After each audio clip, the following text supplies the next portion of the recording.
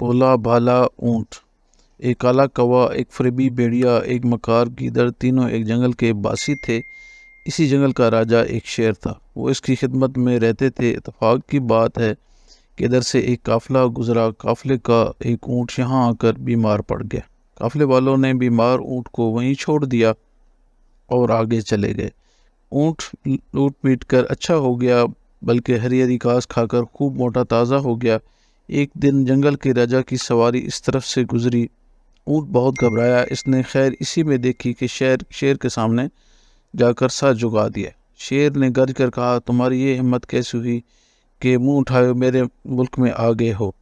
اونٹ نے اپنی کہانی سنائی اور سر جھکایا کہ حضور، میں ایک آپ کے رحم و کرم پر ہوں، چاہو تو مارو، چاہو تو جلاؤ۔ شیر نے اونٹ کو تابعداری پر آمادہ دیکھا تو اسے معاف کر دیا، پھر اسے اپنے خدمت گاروں میں شامل کر لیا۔ کوے، بھیڑیے اور گدڑ کے ساتھ ساتھ اونٹ بھی شیر کی خدمت کرنے لگا۔ اس نے شیر کی ایسی خدمت کی کہ شیر نے اس کے عہدے میں ترقی دے دی۔ اس پر کوا، بھیڑیا اور گیدڑ تینوں بہت جلے۔ انہیں ڈر ہو گیا کہ کہیں یہ اونٹ ترقی کرتے کرتے ان سے آگے نہ بڑھ جائے۔ اس کی جان کی خیریشی میں ہوگی، بیری ہو گئے تینوں۔ ایک دفعہ کیا ہوا کہ شیر کے ایک ہاتھی سے لڑائی ہو گئی۔ شیر زخمی ہو گیا، اس قابل نہ رہا کہ شکار پر جائے۔ وہ شکار مار کر لاتا تھا تو اس سے بھیڑی، گیدڑ، کوے اور اونٹ کو بھی حصہ ملتا تھا۔ اس طرح ان کا پیٹ پلتا تھا۔ اب وہ بھوکوں مرنے لگے۔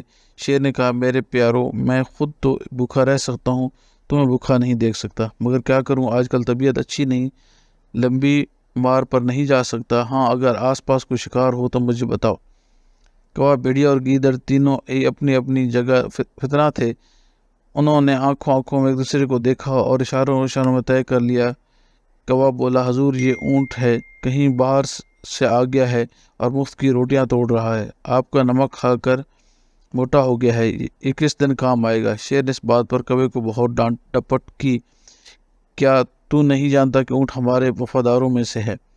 شیر اگر اپنے وفاداروں کا شکار کرنے لگے تو وہ شیر نہیں رہتا۔ کوا چپ ہو گیا۔ پھر تینوں نے الگ جا کر اسکوٹ کی ایک ترکیب سوچ کر شیر کی خدمت میں حاضر ہوئے۔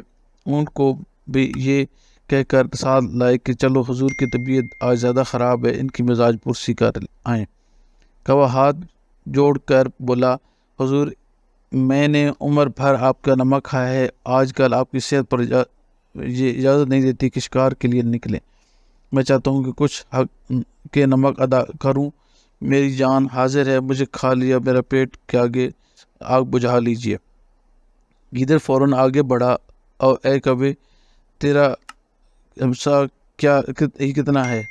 حضور، ایک لقمہ بھی نہیں بنے گا، تیرے بجائے میں اپنے آپ کو پیش کرتا ہوں، چاہتا ہوں کہ حضور کے دسترخوان کی زینت بنوں۔ اب بھیڑی آگے بڑھا، اے گیدڑ، تو اپنے آپ کو بہت تن دوش والا سمجھتا ہے، اگر یہ شیر کھائیں گے تو ان کی صحت زیادہ بہتر ہو جائے گی، یہ کھا کر حضور کا کون سا پیٹ بھر جائے گا؟ بتا، مجھے اتنا گوشت ہے کہ حضور کے ساتھ ساتھ حضور کے نمک خاروں کے بھی پیٹ کی آگ بجھ سکتی ہے۔ کوا بولا، آپ یہ تو ٹھیک ہے کہ تجھ میں گوشت اچھا خاصا ہے، مگر تیرا گوشت صحت کے لیے مضر ہے، حضور کی طبیعت آج کل اچھی نہیں، تیرا گوشت کھائیں گے تو طبیعت اور خراب ہو جائے گی۔ جب تینوں اپنی جگہ کہہ چکے تو اونٹ نے دل میں کہا کہ آخر میں بھی تو شیر کا نمک خوار ہوں، مجھے بھی تو اپنی وفاداری ثابت کرنی چاہیے۔ بڑھ کر کہا، حضور، میں حاضر ہوں، میں بڑا جانور ہوں اور میرا گوشت بھی ایسا ہے کہ بیمار بھی کھائے تو اس کی گرانی نہ ہو۔ شیر کے بولنے سے پہلے ہی کوا، گیدڑ اور بھیڑیا وہ بول پڑے اور اونٹ کو شاباش دی۔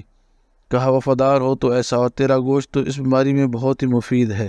اونٹ بیچارہ منہ دیکھتا رہ گیا۔ کوا، گیدڑ، بھیڑیا اس پہ بل پڑے، دم کے دم میں اس کی تکا بوٹی کر دی اور اونٹ کو کچھ ہی پل میں چیر پھاڑ کر رکھ دیا۔